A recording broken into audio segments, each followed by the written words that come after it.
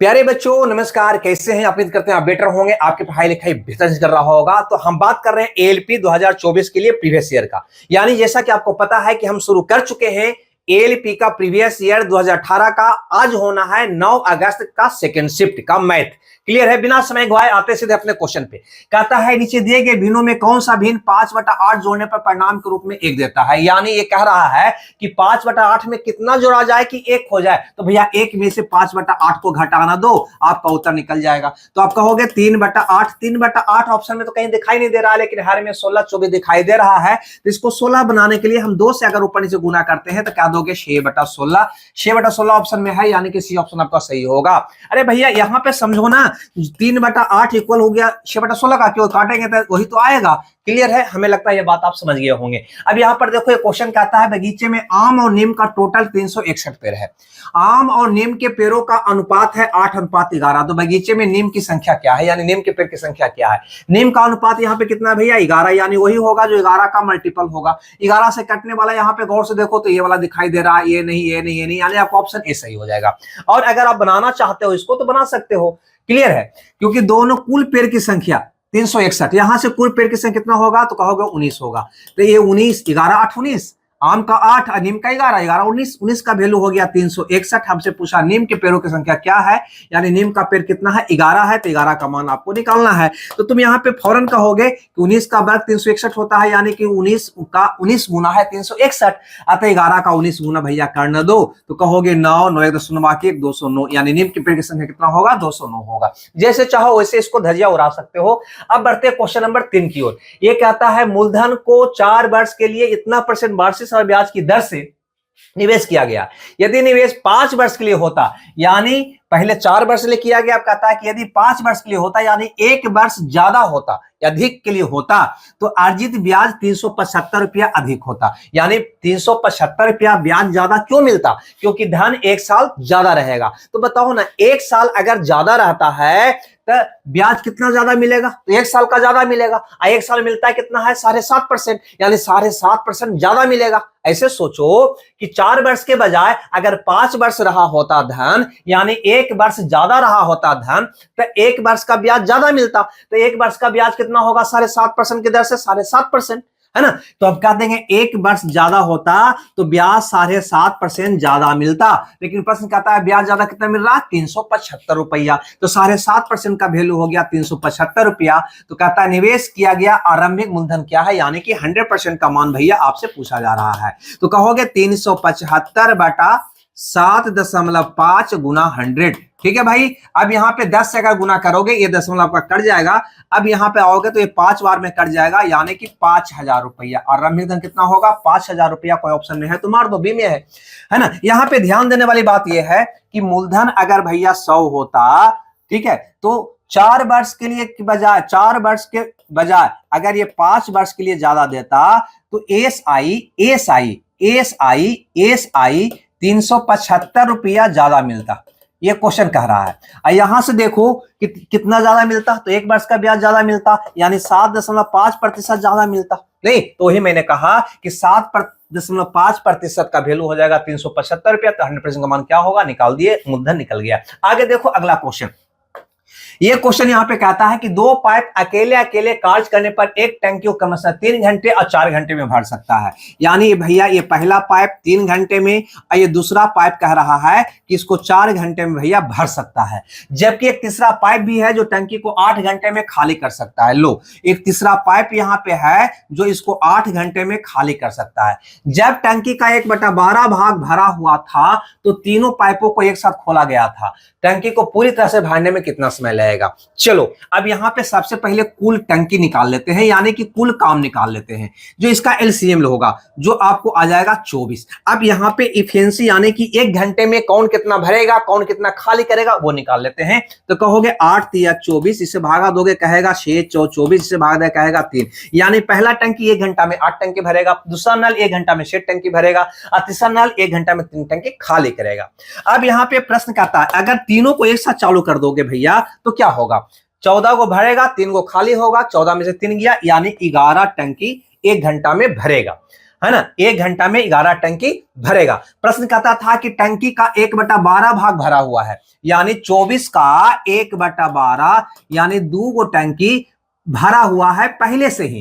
तो शेष टंकी कितना बचा, तो कहोगे 24 को था, 2 गो तो भरा हुआ है, तो कहोगे 22 गो है ना। ये 22 को भरने में कितना समय लेगा, तीनों नल, तो तीनों नल 1 घंटा में 11 टंकी भरता है, 22 टंकी भरना है तो कितना समय लेगा, 22 भागा 11 यानी कि 2 घंटे का समय लेगा। कितना का समय लेगा, 2 घंटे का। तो ये कहा कि टंकी को पूरी तरह भरने में कितना समय लगेगा, तो आप कह दोगे 2 घंटे का समय लगेगा, जो ऑप्शन ए में है। हमें लगता है ये बात भी आप समझ गए होंगे। ये था क्वेश्चन नंबर 4। आते हैं क्वेश्चन नंबर 5 पे, है ना। समय बिना गवाए देखते हैं 3x² + x + 4, ठीक है भैया, को अगर x - 5 से पूर्णतः विभाज्य है, यानी कि x - 5 से भागा देते हैं तो पूरा पूरा कट जाता है। पूर्णतः विभाज्य का मतलब ये हुआ। तो a का मान क्या है। कभी भी ऐसा क्वेश्चन अगर आपको दिखाई दे तो कुछ नहीं करिएगा, ये x - 5 का मान आप 0 कर लो, तो x बराबर क्या होगा, 5 होगा। ठीक है, x बराबर क्या होगा, 5 होगा। यानी इसको में x बराबर 5 जब रखोगे, x बराबर 5 रखोगे तो शेष निकल जाएगा। क्लियर है, यानी क्या शेष निकलेगा भैया, तो x - 5 से इसमें भागा देने पर जो शेष आएगा। ठीक है, चलो पहले हम यहाँ पे 5 रखते हैं, तो 5 25 75 हो जाएगा दोस्त। यहाँ पे 5 रखोगे तो 5a हो जाएगा दोस्त, और ये हो जाएगा कितना, 4। ये शेष इतना आएगा। यानी समझो कि x - 5 से अगर ये बहुपद में हम भागा देंगे ना, ए वाला बहुपद में अगर ए वाला से भागा देंगे तो शेष इतना आएगा। कह रहा है कि ना इससे भागा देंगे तो पूर्णतः कट जाएगा। पूर्णतः कटने का मतलब हुआ कि शेष 0 आएगा। शेष क्या आएगा, 0 आएगा। तो यह शेष जो आया वो क्या आना चाहिए था भैया, 0। इसको अनुसार पूर्णतः कटने का मतलब शेष 0, यानी इतना का वैल्यू क्या हो जाएगा, 0। अब हल कर दो तो कहोगे 5a का मान हो जाएगा 75 में से 4 गया 71, माइनस का 71 होगा ना, तो a का मान हो जाएगा -71। 75 4, सॉरी यहाँ पे थोड़ा सा मिस्टेक हो गया, कोई बात नहीं, है ना। 75 4 79 होगा ना, तो माइनस का 79 हो जाएगा। a का मान हो जाएगा -79/5। क्लियर है। आप ऊपर नीचे अगर 2 से हम दोस्त गुना कर दें तो नीचे 10 हो जाएगा, तो 1 अंक के बाद दशमलव बैठा देंगे, तो 9 दूनी 18 के 8 बाकी 1 14 1 15 इतना हो जाएगा, 1 अंक के बाद दशमलव। ठीक है, मैंने काट कोट नहीं किया, ऊपर नीचे 2 से गुना कर दिया। 2 से गुना करने का मतलब नीचे 1 पर एगो शून्य हो गया, तो 1 अंक के बाद दशमलव बैठ गया। क्लियर है। 15.8 कौन में है, सी में है। सी ऑप्शन आपका क्या होगा, सही होगा। हमें लगता है ये बात भी आपको समझ में आ गया होगा। अब देखते हैं क्वेश्चन नंबर 6 का। ये तो बताना उचित नहीं लगता है, लेकिन फिर भी है तो हम बता देते हैं। पहले काकर पीछे भाग, तब गुना, तब जोड़ घटा, है ना। उससे पहले कोष्ठ की क्रिया, तो भैया सबसे पहले भागा है तो 3 बार में तो कट जाएगा भाई ना, -45 -3, यानी ये हो जाएगा भैया माइनस का 48 हो जाएगा। अब यहां से आओ, हो गया -1/4 गुना -48, यानी इसको काटोगे तो माइनस का 12 हो जाएगा। माइनस माइनस क्या हो जाएगा, प्लस का 12 हो जाएगा। प्लस का 12 ऑप्शन ए में है, ये आपका सही उत्तर होगी। क्लियर है। आगे देखो यहाँ पे क्वेश्चन, एक कंप्यूटर गेम में एक बिल्डर एक दीवार का निर्माण 10 घंटे में करता है ना। एक बिल्डर है, ठीक है, यहाँ पे बिल्डर लिख देते हैं। बिल्डर निर्माण कितना घंटे में करता है भैया, तो कहेंगे 10 घंटे में करता है। आगे बढ़ो, जबकि एक विध्वंसक, यानी विध्वंसक माने तोड़ने वाला, है ना, विध्वंसक कुछ नाम लिखा है, यानी मकान को तोड़ने वाला 14 घंटे में पूरी तरह से सर्वनाश कर देता है, मकान को ध्वस्त कर देता, मकान को तोड़ देता है, ये 14 घंटा में। तो सोचो, बिल्डर और विध्वंसक दोनों पहले साथ में काम करते हैं, लेकिन 7 घंटे के बाद विध्वंसक को निकाल दिया जाता है कि मकान को तोड़ रहा है, इसको भगाओ। तो दीवार को बनाने में कुल कितना समय लगेगा। तो आप हौज या पाइप का सुने हैं ना कहानी, है ना। एक पाइप नल को भरता है, हौज को भरता है, दूसरा नल हौज को खाली करता है। तो वही बात हुआ, ये भर रहा है, ये खाली कर रहा है, यानी कि ये मकान को बना रहा है और ये क्या कर रहा है, तोड़ रहा है। बस इतना ही सा फर्क है। उसी ढंग से इसको बना डालो। पहले क्या निकालोगे, कुल काम निकालोगे। ठीक है भैया, कुल काम दोनों का एलसीएम लोगे, कितना हो जाएगा, 14 25 70 हमें लगता है कि हो जाना चाहिए। ठीक है, अभी फैंसी निकाल दो तो क्या आ जाएगा, ये 7 आ जाएगा, 14 25 70 ये 5 आ जाएगा। यानी 1 घंटा में ये 7 को दीवार बनाएगा, आई 5 को तोड़ देगा। टोटल दीवार बनाना है 70 को। कहा कि दोनों मिलकर 7 घंटे तक काम किया है ना। 7 घंटे के बाद ये चल बसा, मैंने इसको भगा दिया। तो 7 घंटे में कितना मकान बनाया होगा या तोड़ा होगा, है ना, ये देख लेते हैं। थोड़ा सा कहीं हमें लगता है कि गड़बड़ लग रहा है का, 7 नहीं, ठीक है। आगे देखो यहाँ पे 7 घंटे में तोड़ रख सकता है। दोनों मिलकर अगर काम करेगा दोस्त तो ये 7 को बनाएगा, ये 5 को तोड़ेगा, यानी 2 को बनेगा। अगर दोनों मिलकर 7 घंटे काम किया होगा तो 7 घंटे में, 1 घंटे में 2 मकान, तो 7 घंटे में टोटल 14 दीवार तो बना दिया होगा ना, 14 दीवार बना दिया होगा। बनाना कितना था? 70 दीवार। तो 70 में से 14 तो बन गया, बचा कितना? 10 में से 4 गया 6, 6 में से 1 गया 5, इतना शेष दीवार और बनाना बाकी रह गया। ठीक है, जिसको कौन बनाएगा? कहेंगे बनाने वाला खाली बनाएगा। ए वाला एज को तो भगा दिया 7 घंटा के बाद, यानी ये 1 घंटा में 7 दीवार बनाता है, बनाना 56 दीवार है। तो कितना समय लगेगा दोस्त? कहोगे 56/7 घंटे का, यानी 8 घंटे का समय लगेगा। अब पहले है ना 2 घंटा और इसको लग चुका था, ठीक है, 2 घंटा नहीं 7 घंटा, सॉरी 7 घंटा और समय लग चुका था, तो टोटल समय हो गया 8 और 7 15 घंटे का। क्लियर है दोस्त? यही आपका प्रश्न का उत्तर होगा। हमें लगता है ये बात आप समझ गए होंगे। अगर नहीं समझे तो फिर से बता दूं, चलो आगे आप समझ जाओगे, कोई दिक्कत नहीं होगी। आगे यहाँ पे क्वेश्चन को देखो, ये क्वेश्चन क्या कहता है?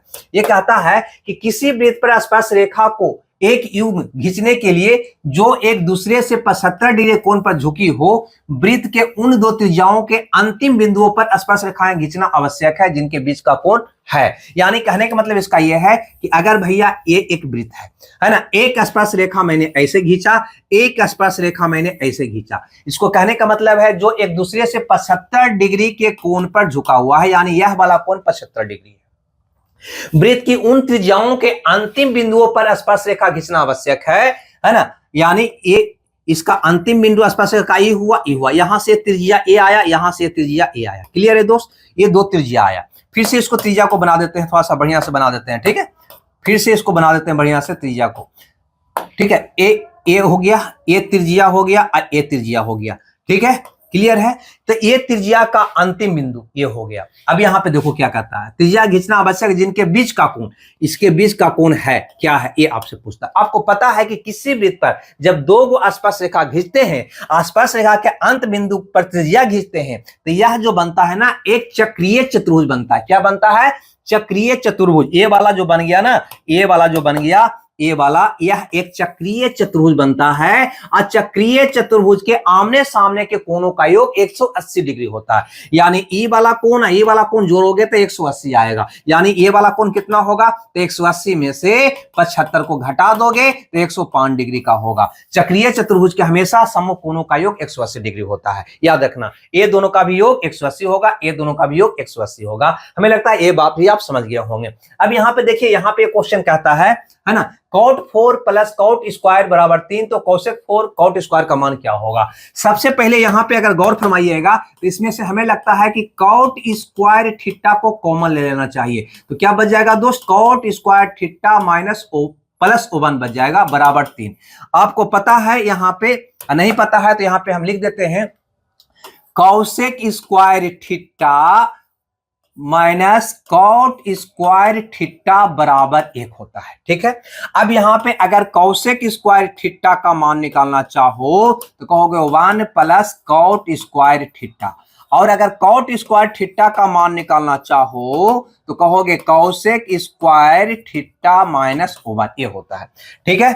अब यहां पे देखो, तो कॉट स्क्वायर के स्थान पे हम कॉसेक स्क्वायर थीटा माइनस 1 तो लिख सकते हैं ना, इसके आधार पे देखो तो हम लिख सकते हैं cosec square theta minus O1। Clear है दोस्त? और cot square theta plus O1 को हम लिख सकते हैं कॉसेक स्क्वायर थीटा।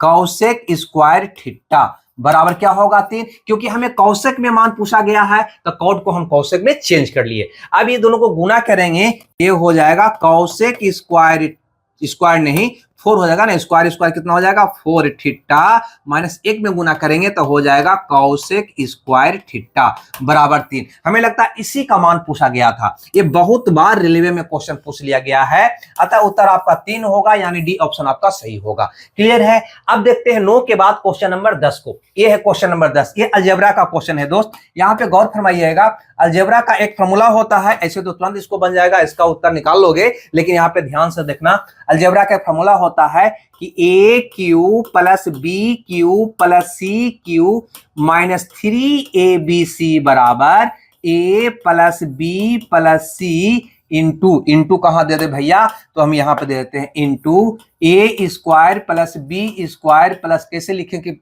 हटाओ, इसको और लिख देते हैं बढ़िया से, ठीक है।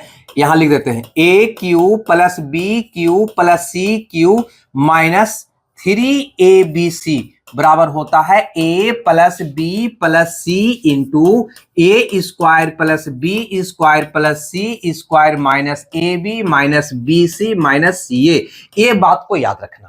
अब यहां पे यदि ये a b c a plus b plus c को जीरो बना दें, इसको क्या बना दे, जीरो, हम ये कह सकते हैं कि यदि ए प्लस बी प्लस सी बराबर जीरो हो, तो ए वाला अगर जीरो हो जाता है दोस्त तो ये पूरा जीरो हो जाएगा। तब आपका यहां पे समीकरण बन जाता है a cube plus b cube plus c cube minus 3abc बराबर जीरो।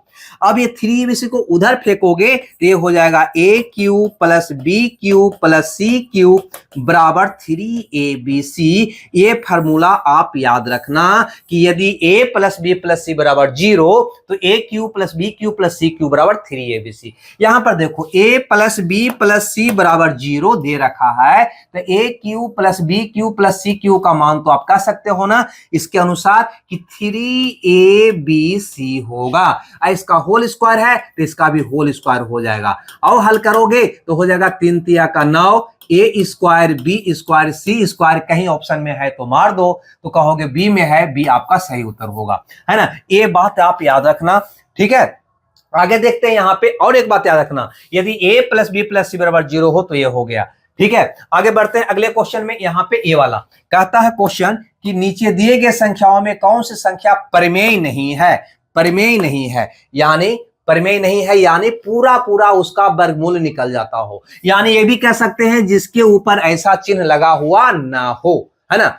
ऐसा चिन्ह लगने का मतलब क्या होगा, अपरिमेय हो जाएगा, अपरिमेय होगा। लेकिन हल करने के बाद ऐसा चिन्ह लग गया तो अपरिमेय, लेकिन हल ना हो लास्ट में, लास्ट तक ऐसा चिन्ह बच जाए वो अपरिमेय होता है।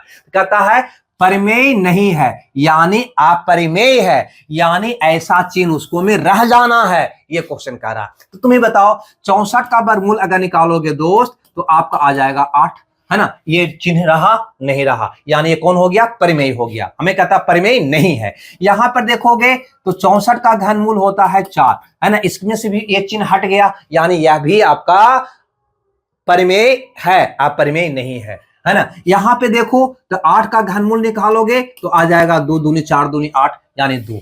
अगर लेकिन 8 का वर्गमूल निकालोगे दोस्त तो यहां पे हो जाएगा 8 का वर्गमूल निकालोगे तो आप कहोगे 4 दूना का 8 यानी 2, 4 का वर्गमूल 2, 2 का तो निकलेगा नहीं, यानी रूट इसको में रह गया कि नहीं, यानी ये वाला संख्या हो गया आपका अपरिमेय। क्या हो गया, अपरिमेय। क्यों हो गया, क्योंकि इसमें ये रूट रह गया, देखो ये वाला रूट रह गया, जब रूट रह जाएगा तो वो परिमेय नहीं होगा, क्या होगा, अपरिमेय होगा, यानी ये परिमेय नहीं है। हमसे पूछा परिमेय नहीं है तो परिमेय नहीं है कौन हुआ, डी। ये भी क्वेश्चन रेलवे में बहुत बार पूछता है, पूछेगा, आसान सा क्वेश्चन है। अब यहां पर देखिए ये क्वेश्चन को, एक कक्षा में 25 लड़कों का माध्य ऊंचाई, गौर फरमाइएगा, यहां पे 25 वो लड़का है जिसका माध्य ऊंचाई 150 सेंटीमीटर, उसी कक्षा में 35 वो लड़की है, लड़की कितना भैया, 35 लड़की है जिसका माध्य ऊंचाई 145 है। कक्षा में 60 छात्रों की संयुक्त ऊंचाई क्या है, कक्षा में 60, इतना कितना हो गया टोटल, अगर यहां पे निकालोगे तो कुल कितना हो गया, तो कहोगे 60 हो गया, ठीक है। तो हम यहां पे क्या करेंगे, इसको कैलकुलेशन को आसान करने के लिए, अगर काटता है तो पहले काट दो, तो काटो यहां पे, तो कट रहा है 5, ये कट रहा है 7, ये कट रहा है 12, यानी 5 से सब कट रहा है। अगर इसको जोड़ोगे तो 7 5 12 बराबर आएगा कि नहीं, 7 + 5 = 12। अब यहां पे प्रश्न क्या कह रहा था, ये लड़का है, लड़का का माध्य ऊंचाई 150 है, तो इतना गुना 150 करते हैं, और यहाँ पे लड़की की माध्य ऊंचाई 145 है तो गुना 145, कुल लड़कों की माध्य ऊंचाई क्या है तो गुना x, यही x का मान आपका आंसर हो जाएगा। अब यहाँ पे देख चलिए, है ना, तो ये हो जाएगा 15 × 5 = 75, 750 हो जाएगा, ये हो जाएगा 7 × 5 = 35 के 5 बाकी 3, है ना, 7 × 2 = 28, 3 × 31 के 1 बाकी 3, 7 × 3 = 10, कितना हो जाएगा, यानी 5 6 7 1 इतना हो जाएगा, है ना। तो x का मान हो जाएगा 1765/12, ये ना होगा जी, चलिए 12। अब इसको भागा दे दीजिए, आपका आंसर आ जाएगा, लगभग में पूछ रहा है, कोई बात नहीं। तो 1765 में अगर 12 से भागा दोगे दोस्त, एक मरतबे 12, 5 आ गया, 12 25 60 तो बर्चौ 48 आ जाएगा, नहीं 48, ये 16 में से 8 गया 8 आ जाएगा, फिर 5 है ना, तो 62 84 लगभग 147 आएगा।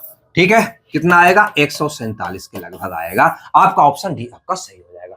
आगे बढ़ते 12 के बाद क्वेश्चन नंबर 13 में। 13 कहता है सिम्प्लीफिकेशन का क्वेश्चन है और हमें लगता है ये तो खुद आप बना सकते थे लेकिन हम ही ट्राई कर देते हैं। 13 2 15, 15 में से 15 गया 0, ये वाला मान कितना हो गया तो 0। 46 में से 0 गया तो 46 बच गया।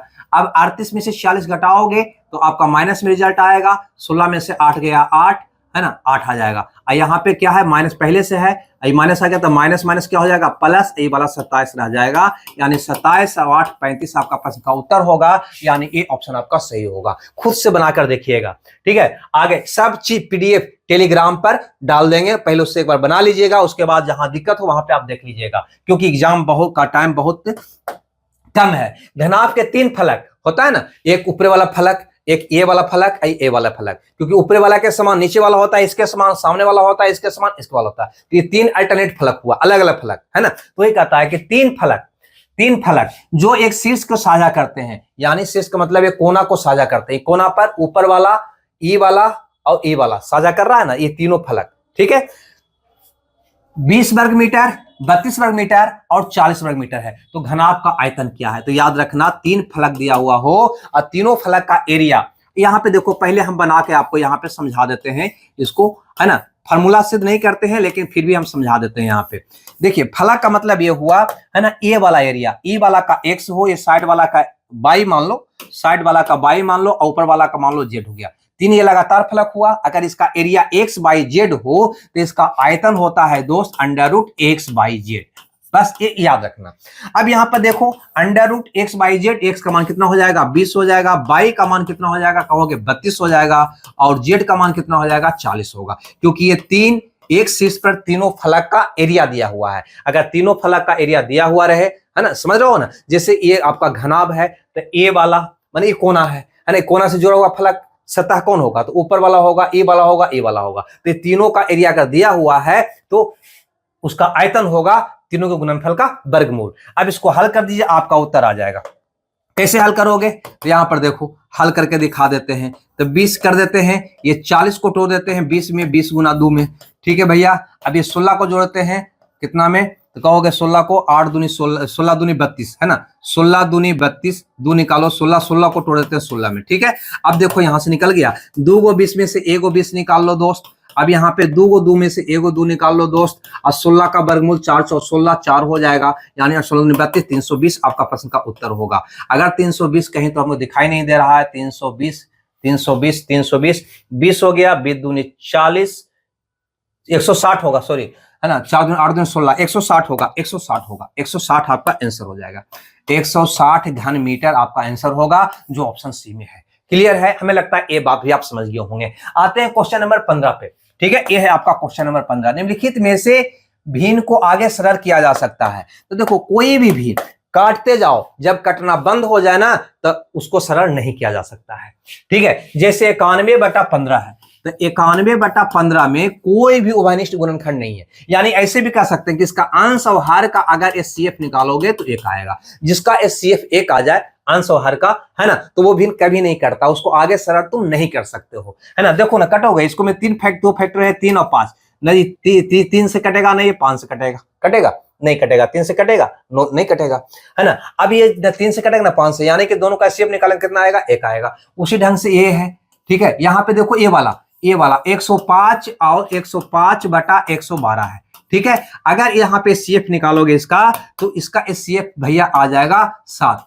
ठीक है, अंतर कितना आ गया 7। 7 से देखो 15 7 75 से ये भी कट रहा है, 7 से 16 7 72 से भी कट रहा है, यानी इसको सरल किया जा सकता है। तो यही कह रहा था कि कौन से भिन्न को आगे तुम सरल कर सकते हो, तो आपका ऑप्शन कोड हो जाएगा सी। यानी ये देखना है कि कट रहा है कि नहीं, अगर कट नहीं कट रहा है तो उसको आगे तुम सरल नहीं कर सकते हो। तो कटने वाला भिन्न कौन है, तो ये है आपका उत्तर हो गया। आगे देखते हैं 15 के बाद क्वेश्चन नंबर 16 को। कहता है दूध और पानी के मिश्रण में 2/3 भाग दूध है। दूध का मात्रा दिया हुआ 2/3 भाग, मिश्रण 21 लीटर था। ठीक है भैया, उसमें 4 लीटर पानी मिलाया, पानी तुमने मिलाया है, यानी कि दूध जितना था उतना ही है। तो नए मिश्रण में दूध की मात्रा क्या होगा, प्रतिशत मात्रा पूछ रहा है। ठीक है, तो पहले देखो दूध था कितना, उतना ही दूध तो अभी भी है, क्योंकि जो मिश्रण में मिला हुआ था दूध पानी, उसमें तुमने पानी मिलाया है। क्या मिलाया है? पानी मिलाया है, यानी कि दूध उतना ही है। तो चलो दूध कितना है? तो 21 लीटर मिश्रण था, 21 लीटर मिश्रण का 2/3 भाग दूध था। तो 21 का 2/3 अगर करोगे तो आपको आ जाएगा 14 लीटर। कितना आ जाएगा? 14 लीटर दूध था, है ना। शुरू में 14 लीटर मिश्रण में दूध था और अभी भी 14 लीटर है, क्योंकि उसमें दूध मिलाया नहीं है। तुमने मिलाया है क्या? तो पानी मिलाया है, यानी दूध कितना था? 14 था, 14 है। अब का मिश्रण की मात्रा, पहले मिश्रण था 21 लीटर, अब तुम 4 लीटर पानी और मिला दिया तो 21 का 4 25 लीटर हो गया। मिश्रण टोटल कितना हो गया? 25 लीटर। तो ये दूध की प्रतिशत मात्रा कितना हुआ? तो गुना 100 कर देंगे, 100% गुना करेंगे, अपने आप प्रतिशत में चेंज हो जाएगा। तोता मैना, है ना, कुत्ता गधा, किसी को भी प्रतिशत में बदलना हो तो 100% से गुना करते हैं।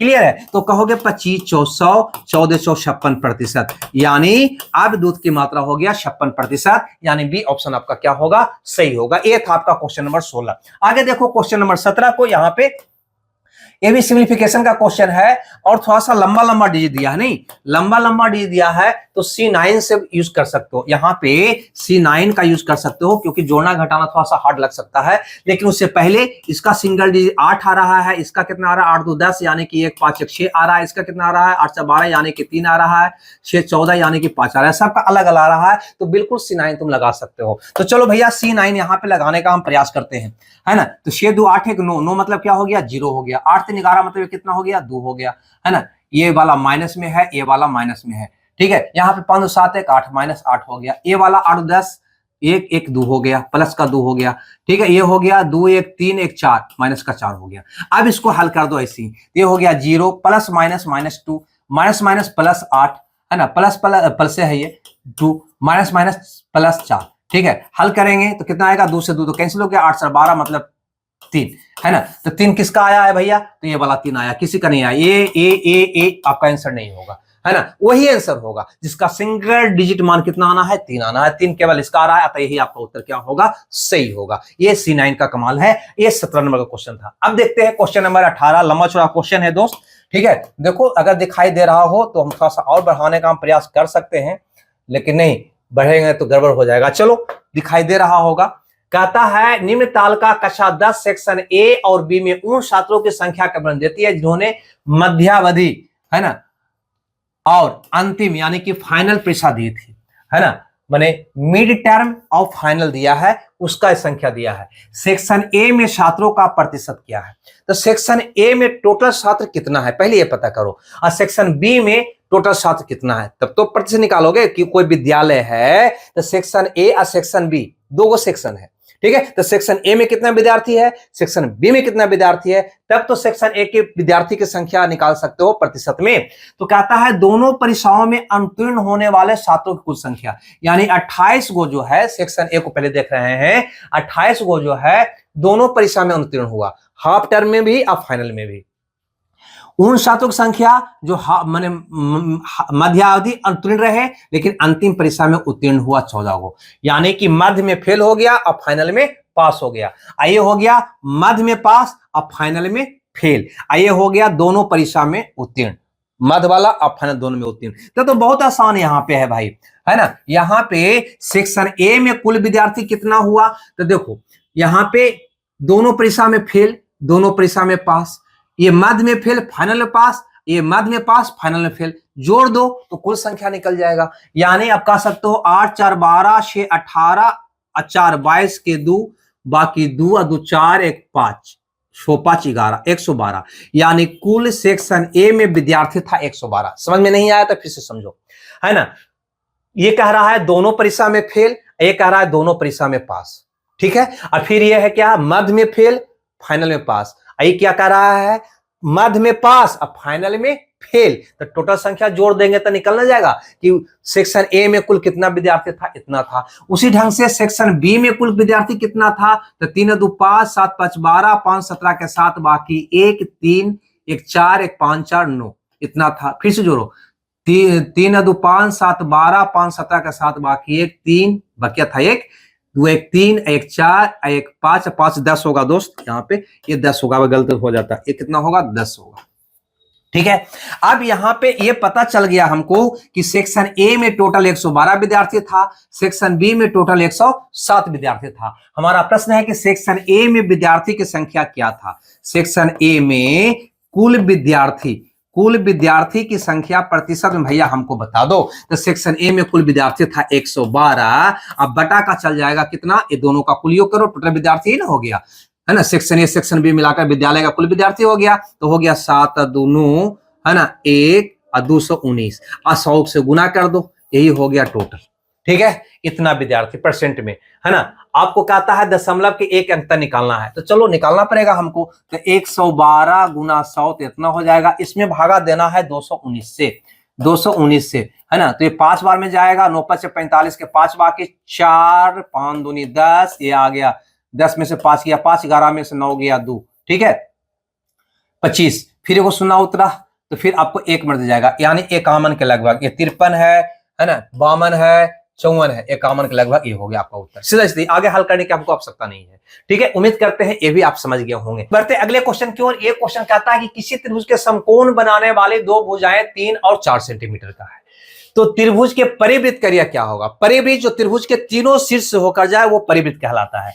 तो चलो वैसा हम बनाकर देखते हैं। सबसे पहले तो एक सर्कल ले लेते हैं, ठीक है। यहां पे देखो, ये आपका एक समकोण त्रिभुज हो गया, ठीक है। ये आपका एक समकोण त्रिभुज हो गया जिसकी समकोण बनाने वाली भुजा 3 और 4 सेंटीमीटर है। इसको तीनों शीर्ष होते हुए खींचा गया वृत्त ये है, यानी कि यही आपका क्या हो गया, परिवृत्त हो गया। तो याद रखना, समकोण त्रिभुज के तीनों शीर्ष से खींचा गया वृत्त यानी कि परिवृत्त का जो त्रिज्या होता है वो कर्ण का आधा होता है, यानी ये परिवृत्त का जो त्रिज्या होगा वो कर्ण का भैया आधा होता है। तो कर्ण कितना होगा, 3 4 है तो ट्रिपलेट समझ रहा है 5 होगा, तो कर्ण का आधा यानी कि 5 का आधा यानी कि 2.5 होगा। ये बात आपको समझ आ रहा होगा। अब इसी वृत्त का एरिया हमसे पूछता है। एरिया सबको पता है, पाई आर क्या होता है ना। तो 2.5 का स्क्वायर करोगे तो 6.25 होगा, यानी कि इसका एरिया क्या होगा, 6.25 पाई होगा, यानी कि डी ऑप्शन आपका सही होगा। ठीक है, तो याद रखना, समकोण त्रिभुज पर खींचे गए परिवृत्त का त्रिज्या होता है कर्ण का आधा। ये बात कभी मत भूलिएगा, कर्ण का क्या होता है, आधा होता है। आगे देखो क्वेश्चन नंबर 20 को। यहां पे 20 नंबर क्वेश्चन कहता है कि 750 रुपये को 3 महीने के लिए निवेश पर 18 रुपया ब्याज प्राप्त होता है, तो वार्षिक साधारण ब्याज की दर क्या है। दर 1 वर्ष में 100 रुपया का ब्याज होता है, वैसे भी निकाल सकते हो, या आप लोग को फॉर्मूला रटा हुआ होता है 100 गुना ब्याज बटा मूलधन गुना समय, ऐसे भी निकाल सकते हो। यानी 100 गुना ब्याज हो गया 18 रुपया, मूलधन आपको 750 हो गया, और समय हो गया 3 महीना। 3 महीना को वर्ष में बदलोगे तो 3/12, 12 कहां जाएगा, ऊपर जाएगा, तो 12 को ऊपर कर दोगे तो आपका हो जाएगा गुना ऊपर में 12। ठीक है, काटोगे दोस्त, यहां से इस शून्य कट जाएगा, 25 या 75 और 2 5 10, 25 या 75 और 6 या 18, ठीक है, 4 या 12, ठीक है, 5 25 2 5 10, यानी आ गया 48/5, इतना प्रतिशत दर हो गया। लेकिन ऐसे दे रहा है तो नीचे 5 है तो इसको शून्य बदलने के लिए ऊपर नीचे 2 से गुना करो, 48 दूनी 96 हो जाएगा, और 1 अंक के बाद दशमलव बैठा दो, यानी आपका ये हो जाएगा। ठीक है ना, 2 से ऊपर नीचे गुना किया, नीचे 10 हो गया, यानी कि 1 शून्य हो गया, तो 1 अंक के बाद दशमलव बैठा दिए, आपका आंसर आ गया। ये था आपका क्वेश्चन नंबर 20। अब देखते हैं क्वेश्चन नंबर 21 को। ठीक है, यहाँ पे 21 में क्वेश्चन बढ़िया सा क्वेश्चन है कि मेरी वर्तमान आयु का 3/5वां भाग, ठीक है भैया, मेरी एक कजिन के 5/8वें भाग के समान है। 10 वर्ष पहले मेरी आयु 4 वर्ष बाद उसकी आयु के बराबर होगी, तो मेरी वर्तमान आयु क्या है। ठीक है, तो ऐसा करते हैं कि मेरी वर्तमान आयु को हम x मान लेते हैं, सीधा सीधी, है ना, और कजिन की वर्तमान आयु को हम y मान लेते हैं। पहला स्टेटमेंट क्या कह रहा है कि मेरी वर्तमान आयु का 3/5वां भाग, यानी ये 3/5 x हो गया। ठीक है, कजिन के वर्तमान आयु का 5/8वां भाग, कजिन का आयु y है, तो वायु के वर्तमान आयु का 5/6 भाग है ना, 5/6 भाग के समान है, के क्या है, बराबर है। अब इसको हल करके देखते हैं, तो हल अगर आप करोगे तो आ जाएगा 18x, 18x, ये आ जाएगा 25y, यानी इसको आओ हल करोगे तो हो जाएगा 18x माइनस का 25y बराबर का 0। ठीक है, आगे बढ़िए अगले क्वेश्चन में। 10 वर्ष पहले मेरी आयु, 10 वर्ष पहले मेरी आयु का मतलब x माइनस 10 हो जाएगा। 10 वर्ष पहले माइनस 10, 4 वर्ष बाद उसकी आयु, यानी कि 4 वर्ष बाद, 4 वर्ष बाद यानी कि उसकी आयु में 4 जुड़ जाएगा कि बराबर है, यानी ये दोनों बराबर है। यानी इसको हल करोगे तो आपका आ जाएगा x माइनस वाई बराबर 14, है ना। अब यहां पे ध्यान देना कि अगर दोनों ओर हमसे पूछता है मेरी वर्तमान आयु, मेरी वर्तमान आयु का मतलब x का मान निकालने के लिए y को काटना होगा।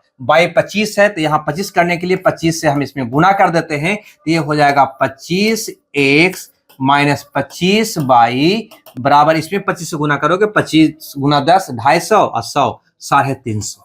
ठीक है दोस्त, अब इसको हल करोगे तो ये हो जाएगा, दोनों सेम चिन्ह है तो यहाँ पे लिख देंगे घटाने पर, घटाओगे तो ये हो जाएगा माइनस, ये हो जाएगा प्लस, ये हो जाएगा माइनस, है ना। ये हो गया चिन्ह लुप्त, यानी प्लस माइनस कट जाएगा, घटेगा तो आ जाएगा माइनस का 7x, ये आ जाएगा माइनस का 350, माइनस माइनस आपका कैंसिल हो जाएगा, x का मान आ जाएगा 50, यानी मेरी वर्तमान आयु 50 वर्ष होगा, यानी डी ऑप्शन मेरा सही होगा।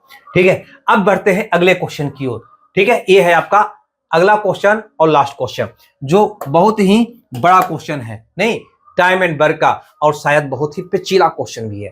कहता है सरन और मयूख एक साथ कार्य करने पर एक कार्य को 18 दिन में पूरा कर सकते हैं। ठीक है, ये आपका सरन है और ये आपका मयूख है। तो कहता है सरन और मयूख एक साथ कार्य करने पर एक कार्य को 18 दिन में, यानी इस कार्य को 18 दिन में पूरा कर सकता है। ठीक है, आगे बढ़ते हैं।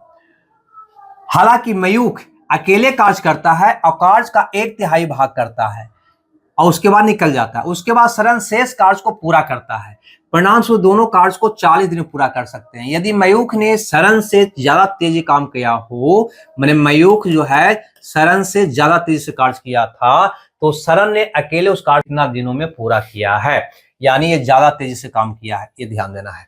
ठीक है, इंफॉर्मेशन ज्यादा है नहीं, यानी इक्वेशन के अलावा कोई दूसरा ऑप्शन है नहीं। ठीक है, तो चलो बनाते हैं। सबसे पहले यहाँ पे कुल काम निकालेंगे। एक बार समझ लो, बहुत लंबा क्वेश्चन है, एग्जाम में ऐसा क्वेश्चन आता है तो हम लोग समय वेस्ट नहीं करते हैं। अगर बन जाता है तो बढ़िया बात है, नहीं बनता है तो छोड़ के इसको भागते हैं। ठीक है, तो वही क्वेश्चन में से ही है। तो यहाँ पे देखो, बनाने का हम प्रयास करते हैं। ये कुल काम कितना हो जाएगा, इसका 18 मांगते हैं तो कुल काम 18 हो गया। अगर इफिशिएंसी निकालते हैं तो भैया इसका इफिशिएंसी 1 आ जाएगा। ये वाला का इफिशिएंसी कैसे निकालें पता नहीं, तो इसका इफिशिएंसी m है तो m मान लेते हैं, इसका इफिशिएंसी s है तो s मान लेते हैं। लेकिन ये ध्यान रखना, इसका इफिशिएंसी ज्यादा है। मयूख, यहाँ लिखा हुआ है कि मयूख ने सरन से ज्यादा तेजी से काम किया है, यानी कि इसका इफिशिएंसी ज्यादा है। अब यहाँ पे ध्यान दो, आगे क्वेश्चन में क्या कह रहा है। क्वेश्चन में कह रहा है यहाँ पे कि कहाँ पे है, यहाँ पे मयूख अकेले कार्य करता है और कार्य का 1/3 भाग करता है, यानी मयूख, है ना, यानी मयूख कितना काम किया, तो 1/3, 18 का 1/3 यानी कि 6 काम किया। कितना काम किया भैया, ये 6 काम किया। और सरन कितना काम किया, कहोगे 18 में 6 गया 12 काम, है ना, 18 में से 6 घटा तो 12 काम, यानी 6 का मयूख किया और सरन 12 काम किया, तो उसको कुल कितना लगा, 40 दिन। कुल समय कितना लगा यहाँ पे, कहेंगे 40 दिन का समय लगा। ठीक है ना, ये वाला आंकड़ा से तुम इक्वेशन बना सकते हो। अब यहां पर देखो, मयूष का इफिशिएंसी m है, यानी मयूष एक दिन में m काम करता है, तो 6 काम किया है, तो 6 काम करने में कितना समय लगा होगा, तो कहोगे 6 भागा m, 6 भागा क्या लगा होगा, m लगा होगा। ठीक है भैया, यहां पे ध्यान दो, मयूष टोटल 6 काम किया है और एक दिन में करता है m काम, तो 6 काम करने में 6 भागा m लगा होगा। सरन एक दिन में करता है s काम और सरन किया है टोटल 12 काम, तो 12 काम करने में 12 भागा s लगा होगा, 12 भागा s लगा होगा। अब कुल मिलाकर इसको टाइम लगा कितना भैया, कह रहा है 40 दिन। कुल कितना समय लगा, 40 दिन। इतना का मान कितना हो गया, 40 हो गया। अब इसको हल करिएगा तो आप कहिएगा यहाँ पे, है ना, कैसे करिएगा, तो यहाँ पे ध्यान दीजिए थोड़ा सा, यहाँ पे और हम इक्वेशन को द्विघात नहीं, युगपत नहीं द्विघात में बदलते हैं, ज्यादा बेटर होगा। अगर इसका इफिशिएंसी को हम x मान लेते हैं, ठीक है, तो इसका क्या होगा, 1 माइनस x हो जाएगा। इस बात को समझ आ रहा है, इसका x तो इसका 1 माइनस x, तो ये हो जाएगा 6 बटा x, अब प्लस हो जाएगा 12 बटा 1 माइनस x बराबर 40। अब तो हल तो करना ही पड़ेगा, तो x माइनस एक्स स्क्वायर ये हो गया 6 माइनस 6x अब प्लस का 12x अब बराबर 40। जिसे गुना करते हैं तो ये हो जाएगा 12 में से 6 गया 6x। ठीक है भैया, कितना हो गया 6x अब प्लस का 6 बराबर ये हो गया 40x अब माइनस 40x स्क्वायर। ठीक है, अब इसको इधर ले आवो तो ये हो गया 40x स्क्वायर, है ना, माइनस 40 इधर आएगा तो माइनस हो जाएगा 34x। कितना हो जाएगा 34x, 40 में से 6 गया 34x अब प्लस 6 बराबर 0। अब ये द्विघात समीकरण को हल करना है। हल करोगे तो कहोगे क्या कि एक लाइन और बढ़ जाओ, 2 से भागा दे दो और सिंपल कर लो तो ये हो जाएगा 20x स्क्वायर माइनस 17x अब प्लस 3 बराबर 0। ठीक है दोस्त, थोड़ा सा ध्यान से समझना, क्वेश्चन तो बड़ा है ही, है ना। ऐसे इसको ऑप्शन से भी बना सकते थे लेकिन उसमें भी आपको बहुत सोचना पड़ता। अब इसको हल करने के लिए क्या करेंगे, ए वाला को गुना करो, 20 या 60 यानी कि प्लस 60 आ गया। और 60 का ऐसा दो फैक्टर करेंगे कि जोड़ने पर 17 आना चाहिए। तो कहोगे 12 25 60, 12 अब 5, है ना, प्लस प्लस। ठीक है, यानी x का मान आपका आ जाएगा यहाँ पे, x का मान आ जाएगा कितना, तो चिन्ह बदल जाता है। ठीक है, नहीं सॉरी, यहाँ पे माइनस ना होगा यहाँ पे, है ना, क्योंकि -17 लाना है तो -17 लाना है, -17 लाना है तो -12 -5 होगा तब ना -17 होगा। तो चलो, तो x का मान हो जाएगा, चिन्ह बदल दोगे तो हो जाएगा 12/20 और दूसरा मान हो जाएगा 5/20। यानी हल करोगे तो ये आपका आ जाएगा 3 चौ 12 5 चौ 20, 3/5। ए वाला आपका आ जाएगा 1/4 x का मान।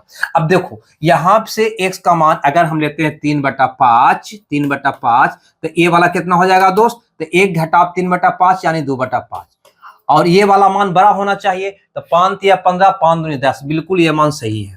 ठीक है, और अगर 1/4 लेते हो x का मान 1/4 लेते हो तो ये आ जाएगा 1 घटा 1/4 यानी कि 5/4। इसको देखो तो ये 4 हो गया, ये 20 हो गया, यानी ये वाला मान मायूस का इफिशिएंसी कम आ रहा है लेकिन ये वाला मान संभव नहीं होगा, ये वाला मान संभव होगा।